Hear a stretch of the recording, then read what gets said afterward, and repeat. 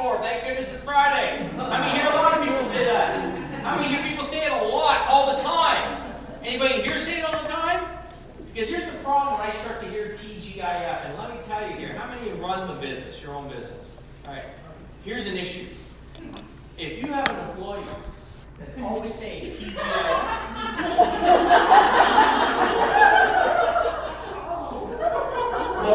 well, I know I get a sense I'm going to pay for that one later.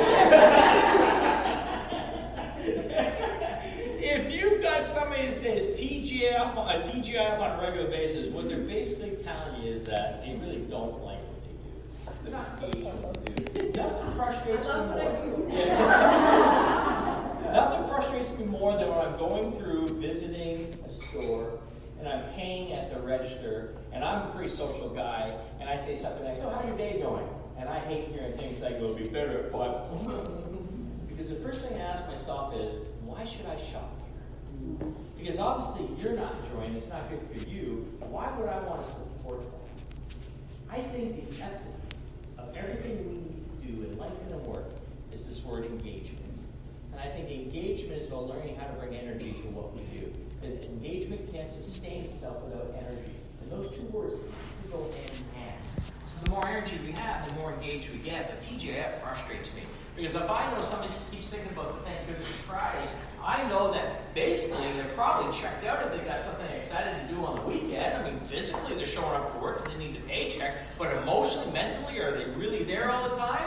I mean, I also know something else. If I've got somebody that's always saying TGIF, pretty well I know what they think about Mondays, right? Because those two things go hand in hand. But I can't wait to get out of here. There's no way I'm looking forward to coming back. So now suddenly it was Friday, now it was Monday, and I've lost both ends of the week, right? And what happens is that starts to slide in potentially into the Tuesday and the Thursday. I mean, think about it this way. The social media's figured this thing out. Wednesdays are now known as Hump Day, right? They're not sitting there, you know what they're telling you? They're telling you your sucky week is halfway done.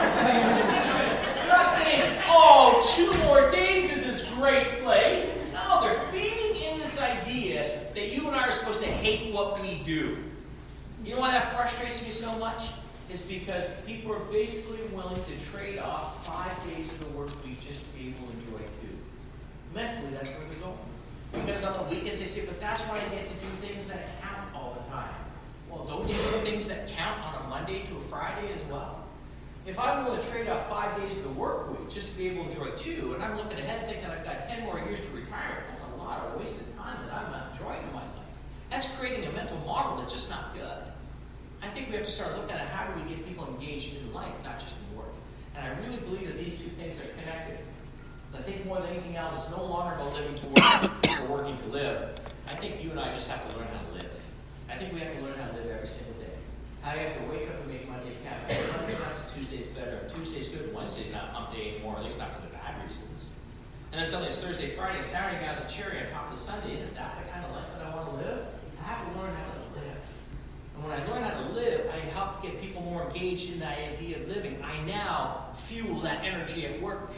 When somebody comes in to see me, I'm now an agent of change, or at least an agent of happiness. Right? Isn't that what we're supposed to be able to do? And that, again, is a decision.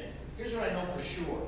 I think as leaders, as managers of organizations, we cannot force people to be excited. We can't force them to be passionate. We can't force them to be innovative. We can't force them to be a team player. We can't force them to communicate.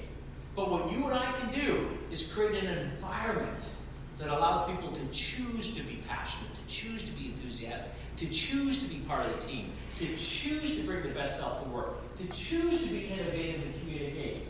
It's choice is what we're after. You can't force it. What we want people to do is we want to bring their energy, not just their time. We want to eliminate this idea of this transactional deal mentality. We can't grow and succeed and thrive as a business if people are just showing up for a paycheck. The idea is, how do we capture their minds and their hearts?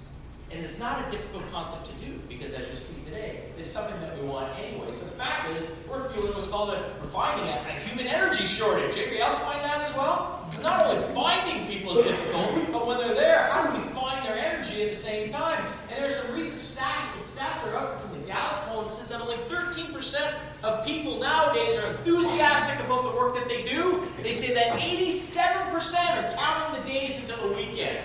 That's pretty scary.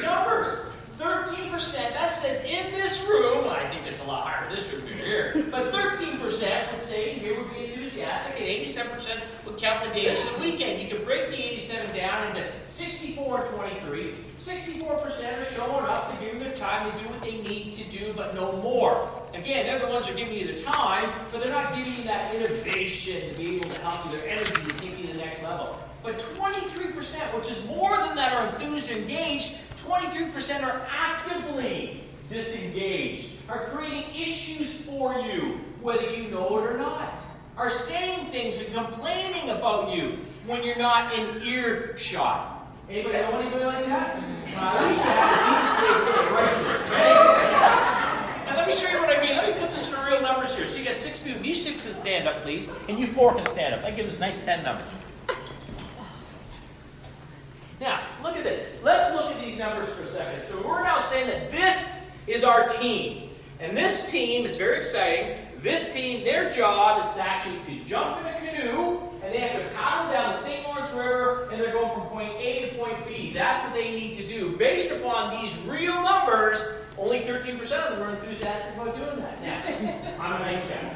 I'm going to give them 20% only because I can't divide people up. So I'm going to give you 2. Right? So you 2 on this end, Tim, you're there for me, buddy. You 2 are the enthused ones, right? So wait till you're enthused. You know what that means? You guys are working hard at the front of the canoe. Man, Tim, get into this. Get into this, Tim. There we go. They're working, they're loving what they do. They're singing while they're doing it. They're smiling on their face, and life is good, right?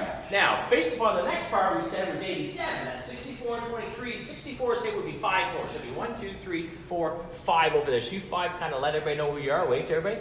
All right, you 2 as well. Yeah, you got to participate, all right? If you're not going to participate, you have to leave. That's just you know what these 5 are doing in the canoe? Yeah, a lot of selfies. You know what they're doing? Yeah, that's what they do. They paddle, no strenuous. You got it. Paddle, then they stop, take a couple pictures of the shore, take a couple pictures of themselves, they talk a little bit, then paddle. Here's what's really neat about it, okay? And you know this goes on. These 2 are working so hard up there, right? Yes. And they turn around wondering how the rest of the team is doing, so they look back to the next 5, and what do the first 5 do? Paddle in, right? So they say, hey, we're happy, and as soon as they disappear, paddles go back, more pictures along the way. Now we have a problem with the back 3. Isn't any wonder? Yeah, drink it, right? Well, that's okay. That's a gift, right? They're your unenthused ones. They're disengaged. They're the ones who are actually paddling backwards, right? And occasionally, Carolyn back there is the one who will drill a hole in the bottom of the canoe so there's a little water in. Not the laughing back there. And here's the scary part about that. Because in the back of the canoe, we don't see them. But who steers the canoe? Okay. Have you ever worked with a team like that before? Yeah. Right? Isn't it amazing on how just a few can dictate the behavior and the energy level of the rest of the canoe? Isn't that amazing how that happens? And it begins to really frustrate us when that happens, because here's the issue that we have as managers and leaders. Who takes up most of our time? Right? And we give them all the attention. Who should take up most of our time?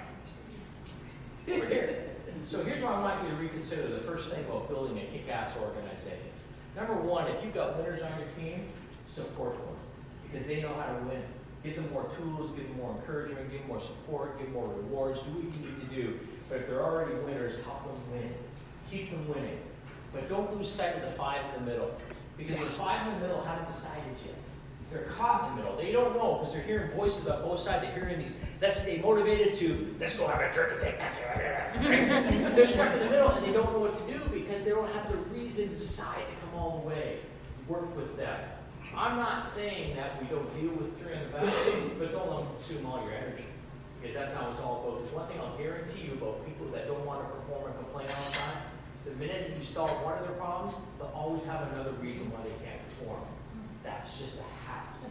So you and I have to learn how to work and think and reward and win. Make sense? All right, give me a hand. Nice job.